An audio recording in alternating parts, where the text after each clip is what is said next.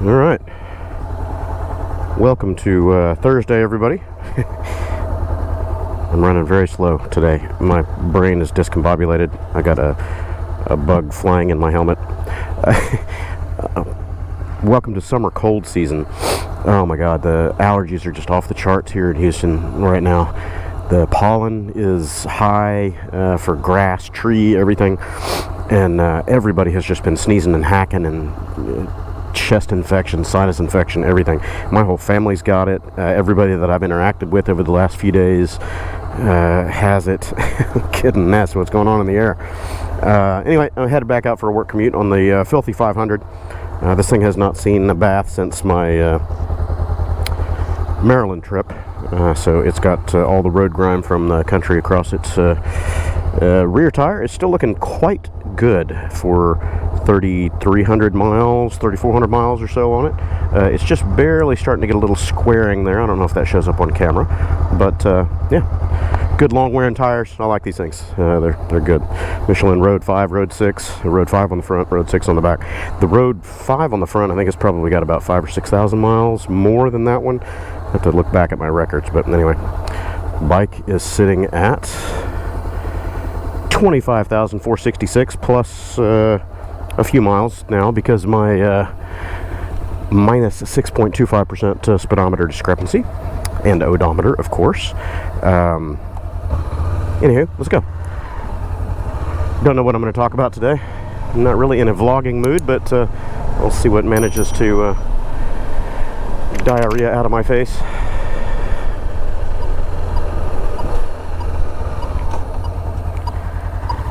We've had a lot of rain. It's been very, very wet.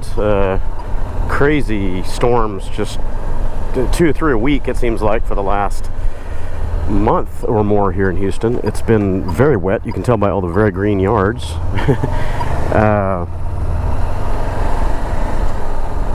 The rivers, all the streams, everything around here are just bulging to capacity or over.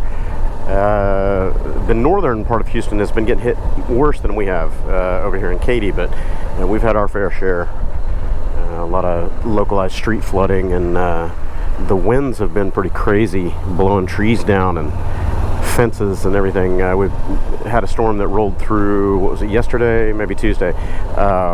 We had 50 and 60 mile an hour gusts again, you know, like, come on. And then crazy, I saw a notice on the Weather Channel app. They were saying that the tornado belt has shifted. That's interesting. I grew up in central Oklahoma, smack dab in the middle of the tornado belt, and we had meteorologists from all over the world come to my little hometown of Edmond to study tornadoes. Storm chasers coming through there all the time. We had crazy stuff. Anyway, I moved out of that state to escape that stuff, and now it's followed me down here. And they're showing that the path has moved from kind of the central part of the United States and over toward, you know, Arkansas, Missouri, Tennessee area. It's moved south by about 500 or 600 miles. So now it's through kind of middle central Texas and on through Louisiana, Alabama, all that kind of stuff. Pretty interesting. So I guess it's just shifting patterns in the jet stream or something like that have caused it to migrate southward.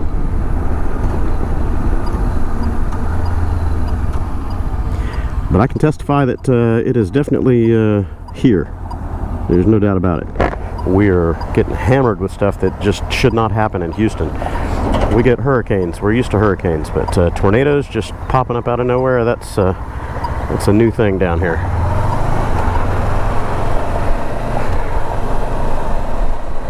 And we're getting quite a few of them. I don't know the stats. I haven't looked them up, but I'll tell you, in my 25 years of being here in this area, the number of tornadoes that I remember hearing about, or whatever, maybe 1 or 2 in that time in all of 20 plus years.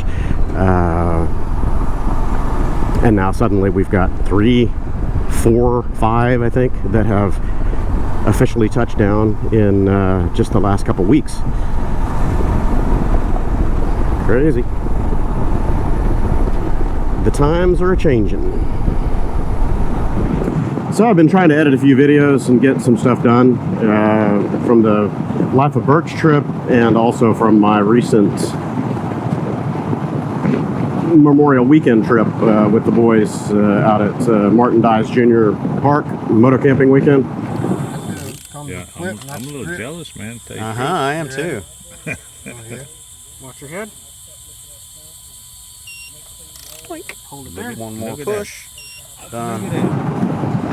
Work has been sporadic, but okay. So I'm trying to focus more on the work than on the fun stuff or the editing and all that, because as we all know, that doesn't really make money. That's just a hobby. It'd be nice if it made enough money to pay for other stuff, but not really.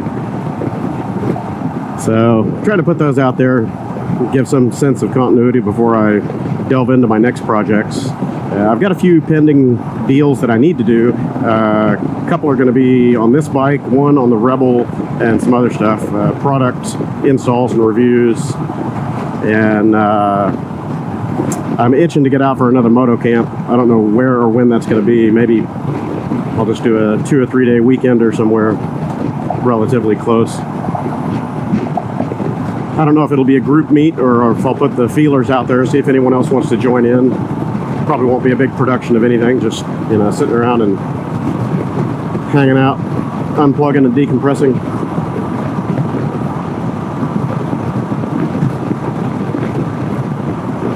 Money is still super tight, so I'm not spending much on projects or upgrades or any of that kind of stuff. Just trying to keep the bills paid, keep food on the table. Hopefully this summer is going to pick up and get a lot more active as far as my work queue is concerned, so that should get me out of the hole that I've been in for many months, you know, 8, 9 months, however long it's been since the wreck back in October, and going to ease my financial burden a little bit. It would be nice to not be living paycheck to paycheck, you know, literally hand to mouth. As soon as something comes in, it's already spoken for and I'm back to broke. So I haven't lived like that for a very long time, and I don't like it. It's not a fun way to live. Just the constant stress and the distraction of that hanging over you, you know, it kind of ruins the spirit of fun and definitely dulls creativity, because you're just focused on surviving. It sucks. Hate it. I need to get into my garage projects and get the SilverWing done, get the PCX done. I need to get the Ducati Monster finished and roadworthy again, and sell that off to a friend of mine. If he doesn't want it, I'm sure somebody will. It's a great bike. Very little miles, so I just haven't been riding it, so it needs to find a new home. As soon as I put it together and ride it, I'll probably have second thoughts on selling it, but it's how it always is. Need to thin the herd. I managed to get rid of a few over the last many months. I need to take formal count. I think I'm down to 14 now, something like that. But not all those are road ready, you know, they're not operational. 3 of them are project bikes, and I got other stuff. Whoa, this guy's stopping in the middle of the highway. What the hell? Oh, he's going to create a huge problem. He's stopping in the middle of the highway because he wanted to get all the way over to the exit lane. He stopped in lane 3, 20 miles an hour. I got rear-ended by 4 people. Man, there's some dumb people in this planet. I might stop at the warehouse today and swap out for the Rebel. Kind of missing the Rebel. I'm not doing road trips for the next week or 2, so I might do some of my commutes on that boy.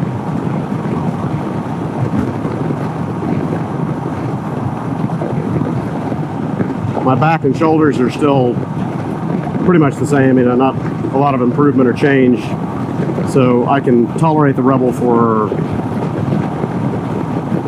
short periods, you know, hour long at a time without being too discomforted. But maybe I'll get around to putting the risers on that thing and do that other project that I was talking about, which I haven't unveiled yet, but yeah.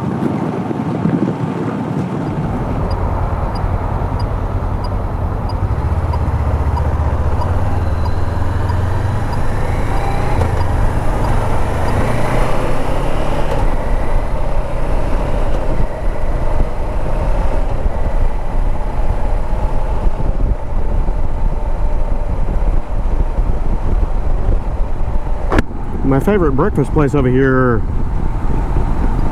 closed down and was bought out by a new group, something along those lines. Or maybe they were just bought out outright without closing. All I know is they changed their look, their name, their face, their menu, their prices over doubled, in some cases almost tripled.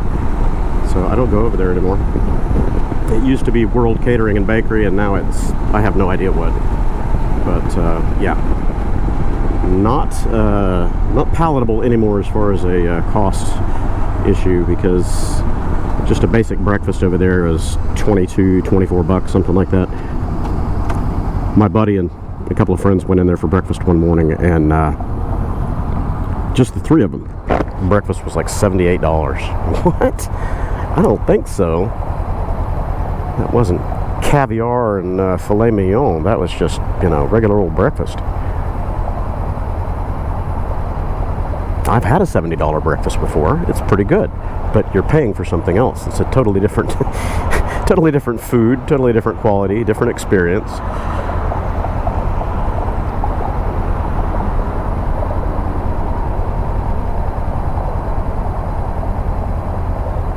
It's hard to find good breakfast places in Houston these days. I mean, there's plenty of taquerias and stuff like that, but it's always a variation on a theme, and the prices just keep getting ratcheted up, you know, bit by bit, to where you can't get away from the table for less than $15 or $18. It's crazy, man. I guess I'm just old and grouchy, but I remember being able to get good breakfasts, you know, at any small diner, whatever, $6 or $7, and that's with a coffee, and, you know, unlimited coffee at that, and enough food to really stick to your ribs. And that wasn't that long ago, man. We're talking, you know, 10, maybe 15 years ago. It's not like I'm that old. I'm old, but I ain't crusty. Come on now. All right, resuming the day. Headed over to the warehouse, pick up the Rebel, and head home. I'm knocking off a little bit early today. It's 2:30. That clock is not correct. It's 2:35, 2:40, something like that. So should be able to stop over at the warehouse for a couple of minutes, pick up the Rebel, and hit the highway before about 3:15 at the latest, when traffic starts picking up, you know. Definitely want to get out of here before 4 o'clock, because that's when things get ugly.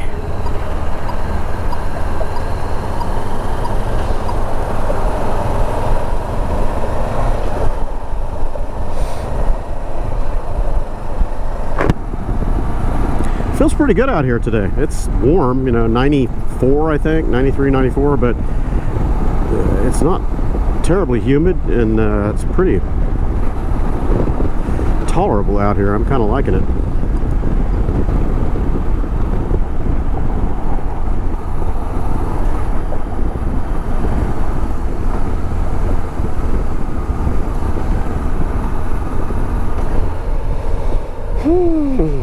Actually feels really good out here today. The client site where I've been sitting all day has been very cold, like probably mid-60s indoors all day.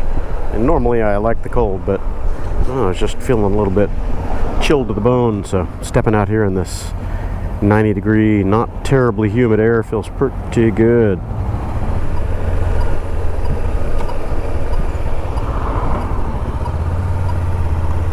Well, brick is coming along. I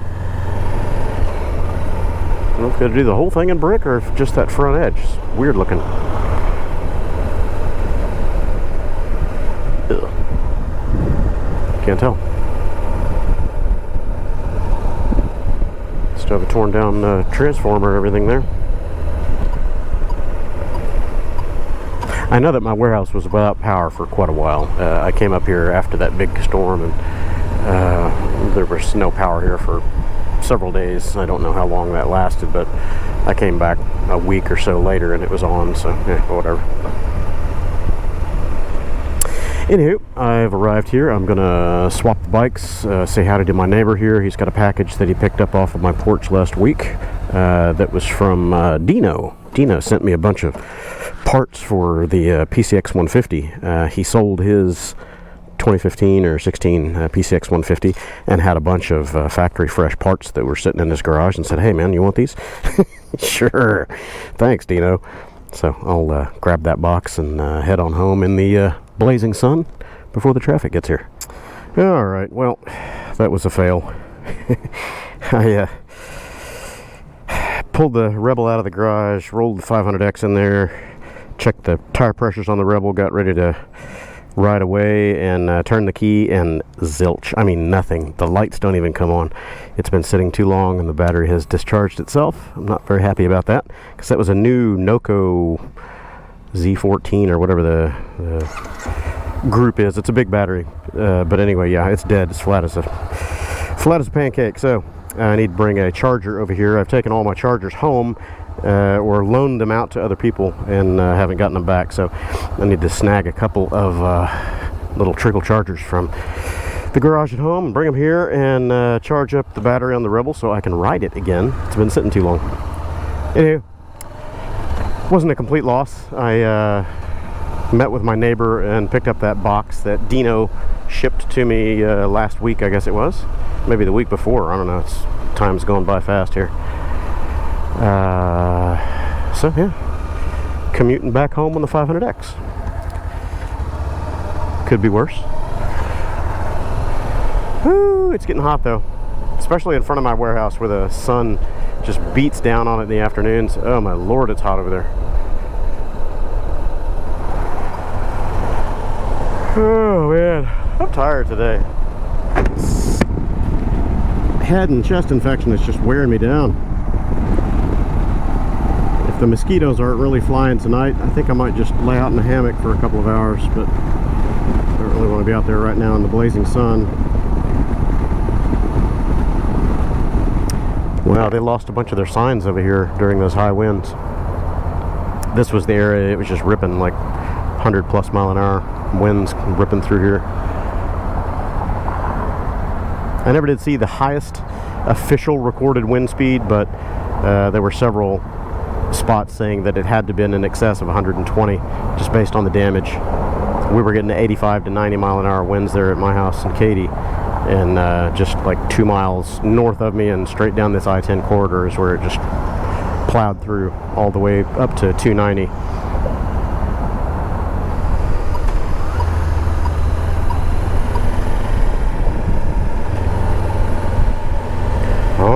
Home again, home again. Another successful upright commute. And I think it's time for food. Don't have any adult beverages, I've run out. But that would be good too. Anyway, I'll catch you all for the next one. And pardon my rug sitting outside. The dog made a mess on it.